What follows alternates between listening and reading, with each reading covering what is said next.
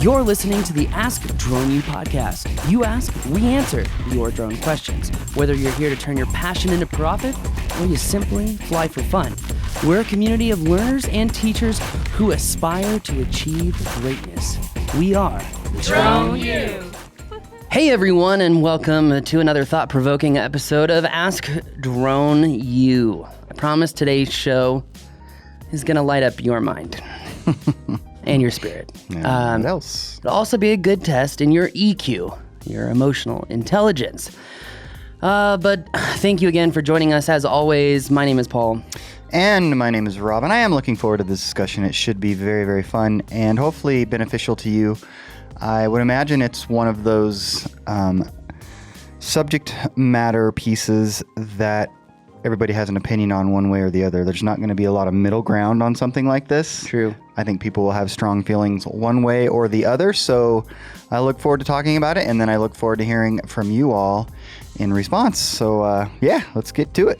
Yeah, today's show should be interesting as we're talking about someone called in asking about moral integrity. I mean, he didn't really ask it that way. I was just kind of how I'm rephrasing it. But what if, Rob, you've been going down the rabbit hole and flying a lot recently.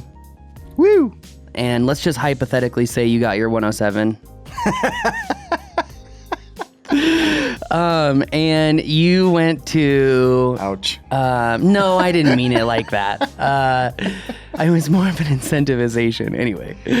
And let's say you went to a really cool area, like the Grand Canyon, and you rented a $4,000 Airbnb because it was the only private property near the Grand Canyon where you could legally take off and land and operate from. And you got this killer shot right at sunset, right as a weather pattern was moving out. So you've got these great high-level clouds that are just reflecting off of the Colorado River and all of that color. And it's the footage that you have been waiting years to make possible because you saved up a lot of money to be able to afford the Airbnb. You scheduled and got the time just right. You were lucky enough that the weather played to your puppet strings. It worked out perfectly. And you got the perfect shot. You set the right exposure. You did your compass calibration. You had already done your IMU. You got, the right filter on your camera. You're flying that big X7 on that Inspire 2 because it's a windy day. So you want to make sure the shots are just as smooth as can be, shot in that 2.44/1 format to make it ultra wide and sexy.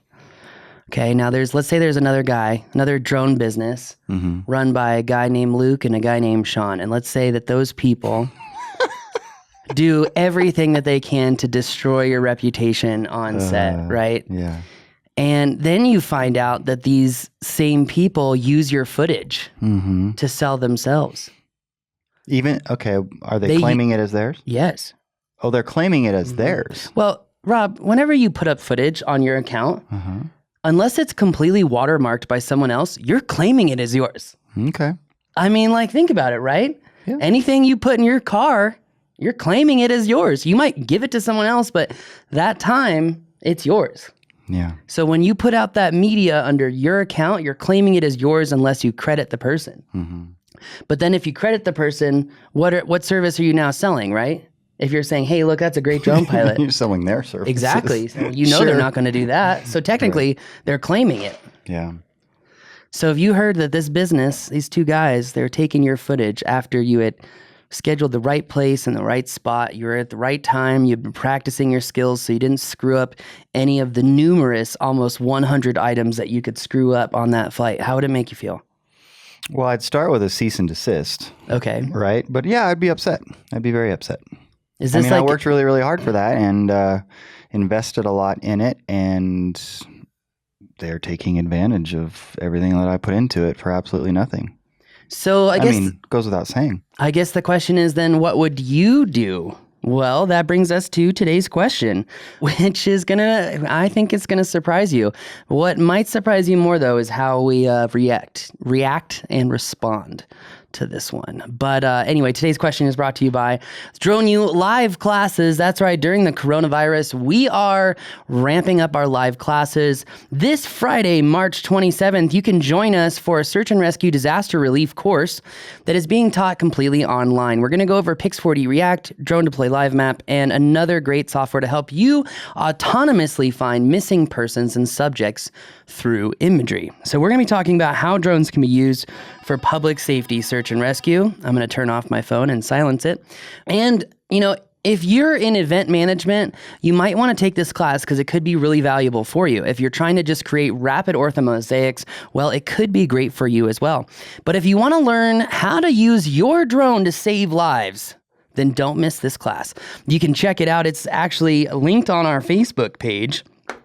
And in fact, let me make sure I get this link just right for you, ladies and gentlemen, to make sure also that our group gets it. And I'm having to talk extra long this time to get a link because the internet is so slow. Yeah, it's really been a bummer. Oh my gosh, dude. This is ridiculous. Even wired in, it's been slow. Yeah, it must be peak usage time right now. Well, we'll have that link for you in the description because Bitly won't load.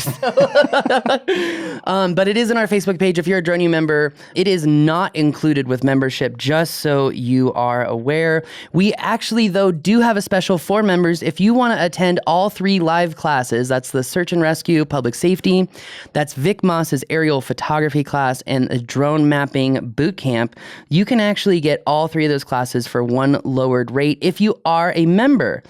So that being said, our life-saving drones class, by the way, I learned that all these links have to be case sensitive. So it's going to be hard, but bit.ly/capital L lowercase IFE capital S lowercase AV ING capital D lowercase RONES capital L lowercase IVE capital C lowercase L ASS. That's bit.ly/life-saving drones live class.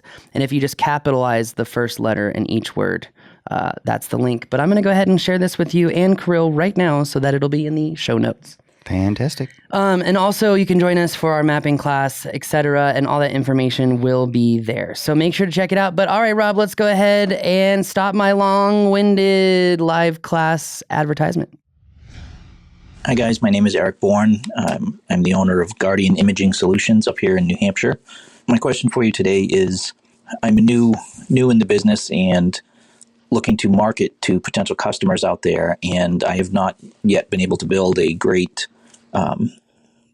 show reel of video work in particular. I'm wondering if it's appropriate to show my customer other drone industry work as an example of what I could do for them. Obviously not claiming it as my own work, identifying that it is somebody else's work, but to show them, to get the idea of what I'd like to do for them. I'm just wondering if that's appropriate or if that's a major problem. I'd like to get your thoughts on it. Thank you. Thank you, Eric. New Hampshire. I bet that's beautiful up there this time of year.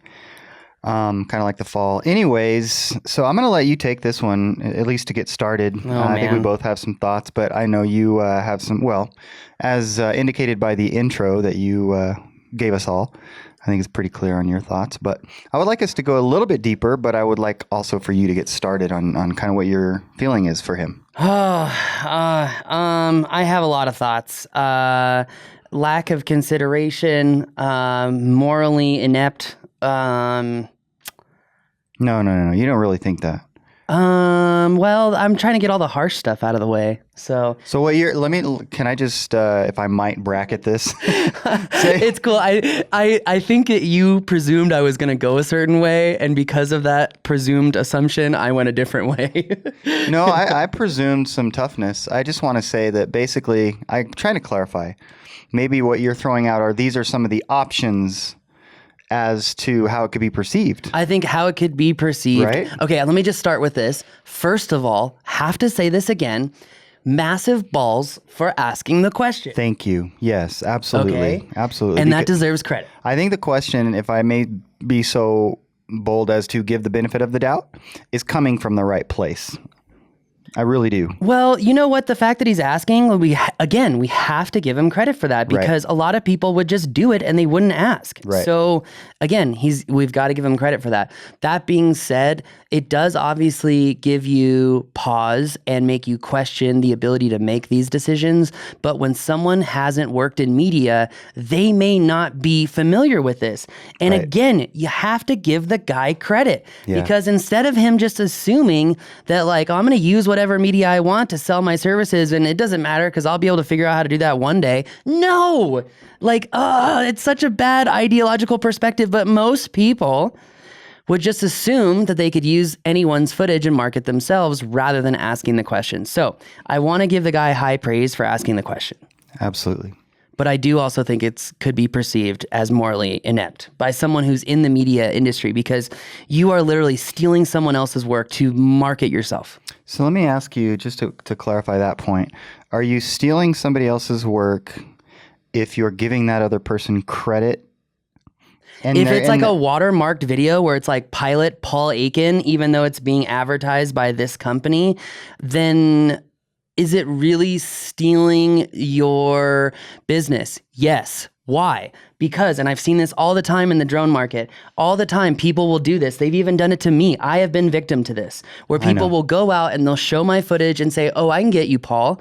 Oh, he costs $1,200 a day. No, I don't. And no, you're not making money off of me getting a drone job. Like, just because you promised X and you can't deliver Y, I'm going to be the guy that shows up in the executive meeting that says, I know I'm here to do this, this, and this, but unfortunately, I'm not going to do it. And here's why, and X, Y, and Z. And just, I would blast the person and just be like, how do you expect me to work when this person has promised you, X, Y, and Z, and he doesn't know if I can deliver X, let alone Y, or even make it to Z.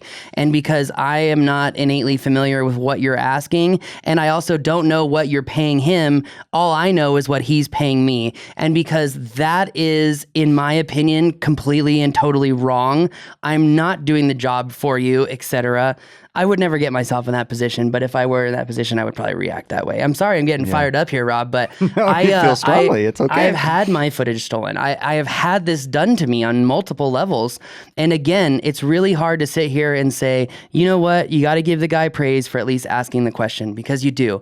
But when it's happened to you and it feels personal, it's really hard to sit here and say, well, thanks for asking the question. And, it's a good point that you're thinking about this. But I mean, this is basics. Like if if I steal your son's car, is it okay if I sell it back to you?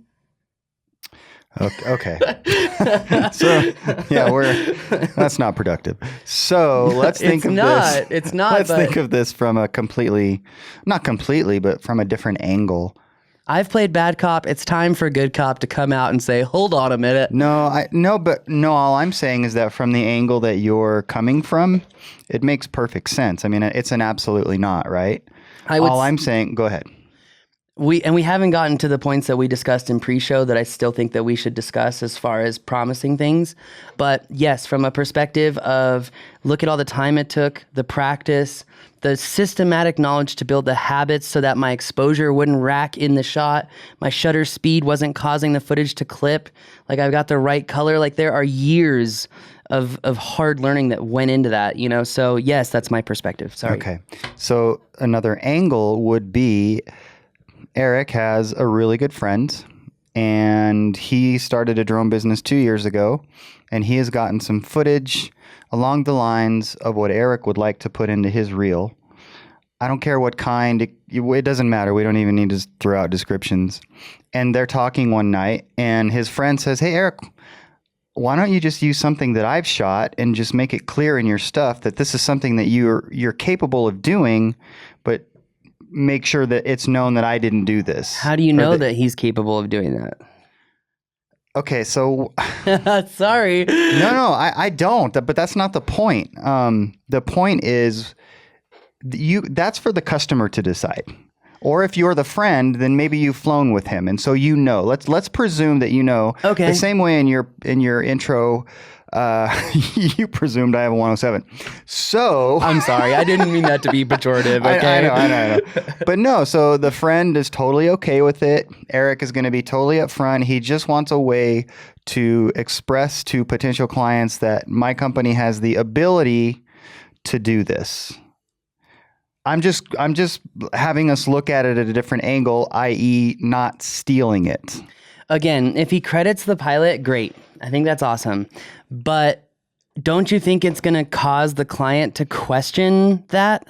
Unless he's like, oh no, he's a pilot on my team, but then he's lying. Okay, so I am not, you're going to a different point. My point is it okay?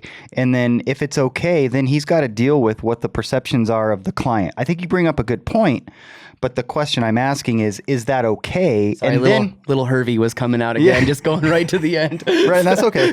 And then we can talk about, okay, do you really want to do that though?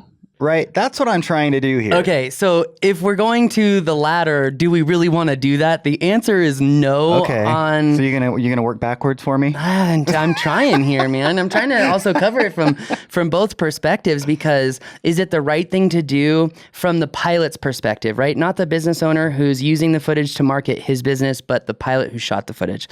It's not a good point for him. Because let's say that you're the business owner and I'm the pilot. If, like, I'm essentially saying by giving him that footage that I work for that team, that I contribute to that team, and that I'm a part of that team's success because I am a part of the team. But it also, from the owner's perspective, I think provides false promises. And I'm not sure if this is where you were going, but maybe this is the right time to bring this out. But the owner of the business is completely over-promising his capabilities. He's over-promising the reliability factor, aka how reliable and efficient could he actually provide said footage, even if he can do it. Well, he may or may not be, but anyways, I can see why that would be the presumption. Yeah, I mean, like, my first thing is, can that pilot really deliver what he's saying? And 9 times out of 10, the answer is no. And it's not because of skill, but honestly, it's because of memory. It's because of memory of these deep, nuanced systems. It's memory of, after you do your flight plan, your airspace, your all that, you're doing your battery tests. Yeah. You're following the rules of takeoff, but then after that, you're landing, you're setting the exposure, you're setting the manual, you're looking at your white balance, you're looking at the file mode, right? I mean, there are literally 100 things that can go wrong. Yeah. And so as the pilot, you are essentially, so if I'm the pilot, I'm saying, Rob, you are, by giving you this footage, you can promise that you can go out and deliver that. I'm not even sure if, 9 times out of 10, that if you use my footage, that I could go back out and reciprocate that footage, because you're talking about weather. Well, you're talking about atmosphere. In that case, you shouldn't use it in your own reel. I mean, that's a whole different thing. Fair enough. Okay. No, I'm with you. I'm kind of thinking. No, I'm just. Where are you going? No, I thought it was pretty clear. I mean, you were coming from the angle of it was stolen. I was coming from the angle of it was legitimately borrowed. Well, in both cases, it's a bad idea, in my sense. I understand that. But that's what I wanted to distinguish, because you were very much focused on you're stealing. I wanted us to be more broad in how we answer and address the question. Kind of more objective. Because I don't think he is coming with the question from the perspective of, I'm going to go sneakily take this from someone off the internet. I could be wrong. I mean, he could be playing me like a fool, which is pretty easy to do sometimes. Here's the bottom line. I mean, I kind of sometimes with stuff like this, I go like with my gut, because I'm not necessarily in the media industry in the way you are and so forth. And my gut just says, yeah, don't do it. Right? Well, I think your gut is right, because in the media industry, this is like how you kill and burn bridges. Total, yeah, and yes, and so I mean, even if so, and again, he's asking. So let's say we say, you know what? Yeah, it's probably okay if you do that. You borrow some friends' footage just to say, hey, I can do this. But man, you really got to look at how that's going to be perceived by the clients that you're trying to get. You're better off having a shorter reel with what you did get, right? Well, not only that, look at what you're setting yourself up. It shows myopia. It shows that the question asker is thinking between now and maybe the next 12 months, but he's not considering month 13 to month 36. Because if he's promising these things and he can't deliver, well, he's going to lose that client. What about the next one? What about the next one? What if he's not going out and practicing to make sure that he can't even remotely come close to this footage? Yeah, which I think is a really good point in that I would expand on and just say, I feel a little bit like you're trying to rush things, and I understand maybe it's because who knows what the reasons are. You might have very valid reasons for trying to rush things. Laws of human behavior. He's probably excited about this new business. Well, he's excited. I would be. Or maybe he lost another job, and this is going to be how he makes ends meet. Is that right? Anyways. And so you're very excited, or you just feel some urgency to get this going. I don't think this is the way to do that. And so I would just say pull the reins a little bit, find a way to get the footage, even if you got to go out in colder weather than you normally would, whatever. Find a way to get the footage yourself. Yeah. Right. Couldn't agree more. Yeah. I think you've got to find a way that, and honestly, getting the footage yourself, this should be fun. Like, thank you for asking the question one more time. But do know in media, this is like the Black Death. Like, you don't do this because you're promising something you cannot deliver. You're also hurting other people and their ability to gain business, because by you posting that, now it's taking away from their post. By you posting that, and if someone comes to you and says, I want to hire that pilot, and you take the job and then try to hire the pilot, I'm not cool with that. I know a lot of pilots who would be like, GFY, man, get out of here. So, because also if that pilot's not communicating to you about your rates, like I would say 99% of my friends don't know my rates. 99% of the people I work with do not know my rates. Well, and I'm very protective about them now. You know what though? And they're also flexible. I mean, I remember this. True. So in the mortgage business, I hate it when you make good points. all those years ago, and to this day, it irks me. Whereby in the old days of the mortgage business back in the early 2000s and through all up until the financial crisis at the end of the 2000s, we had complete autonomy in terms of how we priced a particular loan.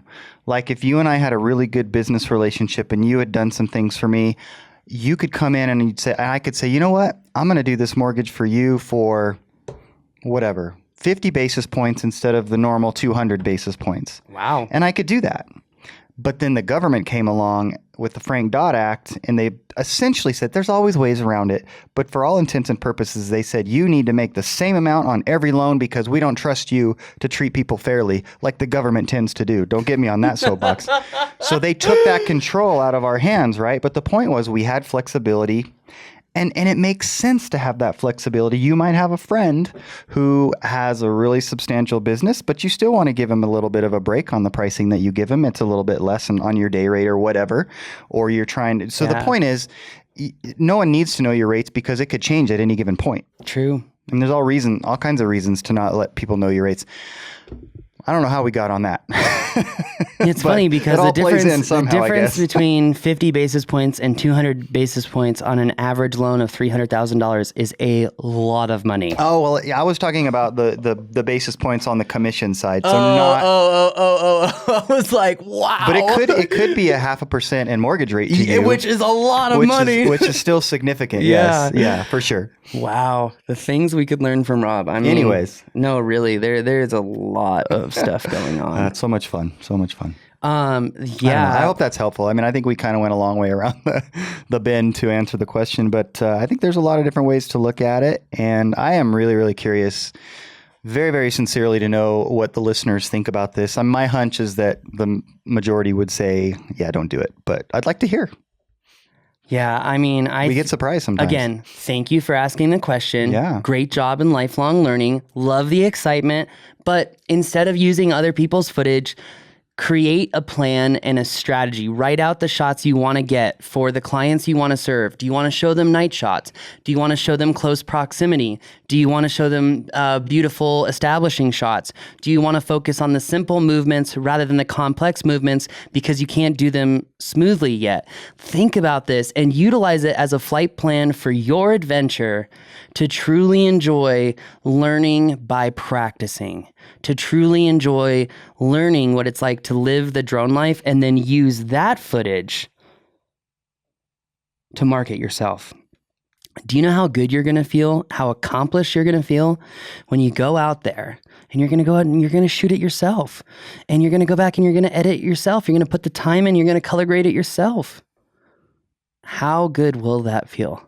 Because guess what? You'll be stunned at how many businesses will still buy your product even when your saturation is at 100.